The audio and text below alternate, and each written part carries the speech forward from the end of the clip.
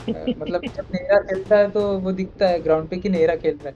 नमस्कार दोस्तों। स्वागत है आपका क्रिक ओवरफ्लो में। मैं हूं गणेश और मेरे साथ है अनिरुद्ध। बिना स्क्रिप्ट के, बिना फिल्टर के।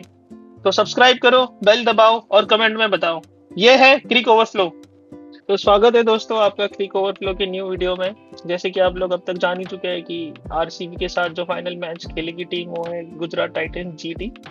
और ये मैच अहमदाबाद में होने जा रहा है जहाँ पे गुजरात का काफी अच्छा रिकॉर्ड है। सो लोग तो कह रहे हैं कि गुजरात को एक एडवांटेज है, लेकिन कितना एडवांटेज है गुजरात को और कितना आरसीबी को, इसके बारे में डिस्कस करते हैं।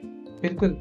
जैसे मैच अहमदाबाद में गुजरात का रिकॉर्ड बहुत अच्छा है अहमदाबाद पे, लेकिन लोगों को ये भी नहीं भूलना चाहिए और आरसीबी को भी खास करके कि उन्होंने लास्ट टाइटल जो जीता है, इकलौता टाइटल जो जीता है वो अहमदाबाद पे ही जीता है।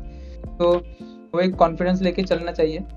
और मैं कहूँगा दिक्कत बस एक ही है, जीटी की बॉलिंग लाइनअप। आशीष नेहरा बहुत एक्सपीरियंस्ड है और उन्होंने जिस तरीके से एक बॉलिंग यूनिट को संभाला है वो बिल्कुल प्लान्स बना के आएंगे प्लेयर्स के सामने।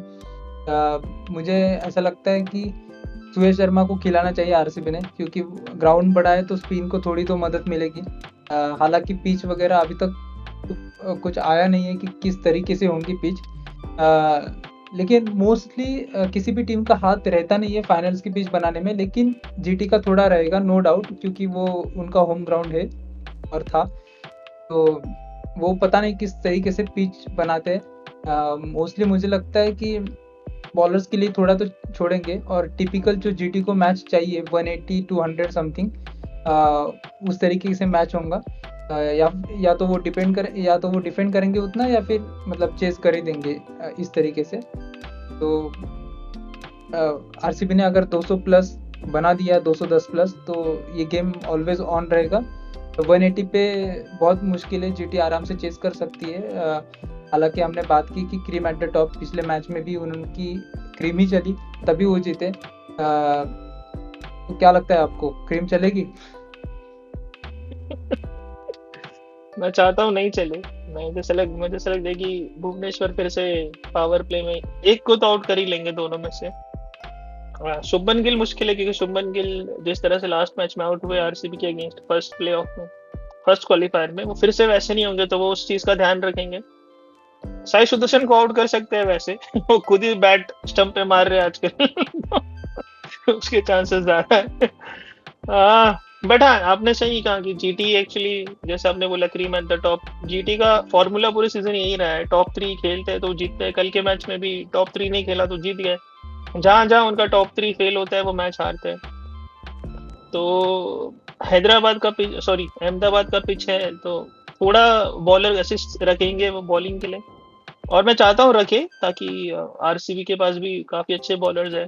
भुवनेश्वर है, हेजलवुड है, तो अगर वो एक्चुअली आप पिच कोई भी बनाओ दोनों के लिए एडवांटेज है। इनफैक्ट बैटिंग पिच बनाओगे तो आरसीबी को ज्यादा एडवांटेज है, क्योंकि बैटिंग पिच में आरसीबी का बैटिंग डीप है और सारे इनफॉर्म बैट्समैन है, तो वो ज्यादा स्कोर कर जाएंगे और जीटी वहां पैक हो जाएगा, क्योंकि जीटी के पास टॉप थ्री के बाद कोई बैट्समैन नहीं है फॉर्म में।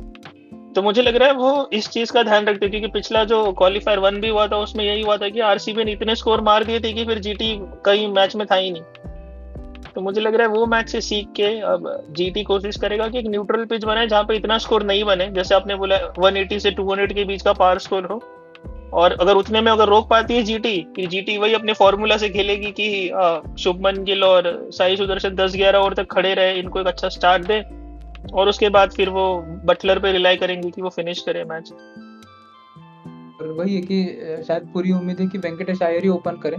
और हालांकि हम दोस्तों, हमारे पिछले वीडियो में जो हमने बात की कि फिल सॉल्ट का ट्रेड की बात चल रही है, अगर वो बात ऑन है तब तो फिल सॉल्ट शायद ही खेलेंगे, क्योंकि ऐसे क्रूशियल मैच में वो शायद मौका ना दे।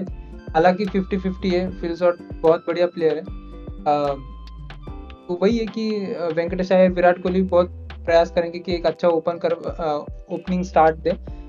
मैं बस इतना ही चाहूँगा कि कोलैप्स ना हो जाए, क्योंकि आरसीबी एक ही तरीके से हार सकती है अगर कोलैप्स हुआ तो, क्योंकि उसके बिना उनके पास पावर हिटर्स है और जो स्ट्राइक रेट को लाइक इनिशियली अगर स्लो भी रहा तो बाद में कंपनसेट कर सकते हैं उस चीज़ को, ऐसे प्लेयर्स भी है। और हर एक प्लेयर ऐसी एबिलिटी रखता है, तो मुझे लगता है कि उनको उस तरीके से कोई दिक्कत तो नहीं आएगी। हालांकि मैं फिर भी पहले बैटिंग करने वालों को ही फेवर करूंगा, क्योंकि फाइनल का मैच है। एक प्रेशर रहता है, हालांकि इतने बड़े क्राउड में, और क्राउड मैं तो बोलूँगा कि अहमदाबाद में मैच है इसलिए, और गुजरात फाइनल में है इसलिए उनको थोड़ा बहुत तो क्राउड मिलेगा, लेकिन दूसरी कोई टीम होती तो आरसीबी का ही क्राउड होता। तो पूरी तरीके से मैच मेरे को 55-45 ही लग रहा है आरसीबी के फेवर में। बट हाँ, जीटी को आप कभी भी कम नहीं आ सकते, खास करके अगर मैच अहमदाबाद में हो, और वो भी ऐसी पिच पे जहाँ पे नेहरा खेले। और मतलब जब नेहरा खेलता है तो वो दिखता है ग्राउंड पे कि नेहरा खेल रहा है। नहीं, सही कहा बिल्कुल आपने। जीटी का सपोर्ट तो वहाँ पे काफी ज्यादा होगा क्योंकि गुजरात की टीम है। बट मुझे ऐसा लग रहा है कल थोड़ा चेंज होने वाला है। मुझे लग रहा है आरसीबी अपना सेकंड कॉन्जिक्यूटिव जीतेगा, ऐसे मेरा इंस्टिंक्ट मुझे कह रहा है। और कल के मैच में मुझे ऐसा लग रहा है कृणाल पांड्या ही हीरो होंगे। मैं कृणाल पांड्या पे ही बैंक करता हूँ जब भी फाइनल होता है तब। ये मुझे लगता है कि इवन तो विराट कोहली वहां पे है, बट विराट कोहली से फाइनल में मैं ज्यादा एक्सपेक्टेशन नहीं रखता, क्योंकि आई डोंट नो, क्योंकि उन पे पहले से बहुत ज्यादा प्रेशर रहता है तो वो उतना अच्छा नहीं कर पाते फाइनल में। बट मैं उनसे एक्सपेक्ट कर रहा हूँ कि बस एक स्टार्ट दे दे वेंकटेश अय्यर के साथ मिलके, एक 30-40 रन की पारी खेल दे, वेंकटेश अय्यर भी 30-40 कर दे, और एक पावर प्ले में अराउंड 65-70 का स्कोर दे दे। उसके बाद बैटिंग अपनी आरसीबी की काफी डीप है, पाटीदार फॉर्म में जुड़े पडिक्कल है और कृणाल पांड्या है। जितेश शर्मा का मैं नाम नहीं ले रहा क्योंकि एक उनका इस साल का इनिंग अभी तक पेंडिंग यहाँ आया नहीं है, और कल मुझे डाउट लग रहा है उनको कितनी बैटिंग मिलेगी। तो मैं बस यही चाहता हूँ कि मिले। पाटीदार से एक्सपेक्टेशन मेरे काफी बढ़ गए पिछले मैच के बाद, क्योंकि जिस तरह से उन्होंने बैटिंग करी है, मतलब एक वैभव सूर्यवंशी के अगेंस्ट खड़ा करते तो एक पाटीदार ही खड़ा हुआ दिखता है वहां पे कि जो सेम टेम्पो में मार सकता है, बाकी तो लोग इतना नहीं कर पाते।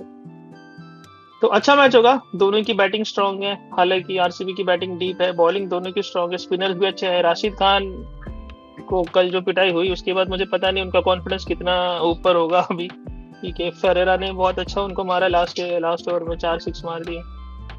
तो बट अगेन जीटी खुद को बैक करेगा ये सोच के कि अभी वो 2 मैच जीत कर आए हैं, 2 नहीं सॉरी 1 मैच जीत कर आए हैं प्ले ऑफ प्ले ऑफ की, और बिकॉज उनका होम ग्राउंड है तो वो खुद को बैक करेगा कि वो जीत जाए, और आरसीबी को बस जैसे वो खेलते आ रहे वैसे खेलना है, वो जीत जाएंगे भाई। और मुझे लगता है कि राशिद खान भी थोड़ी दिलेरी से बॉलिंग डालेंगे इस बार, क्योंकि ग्राउंड बड़ा है।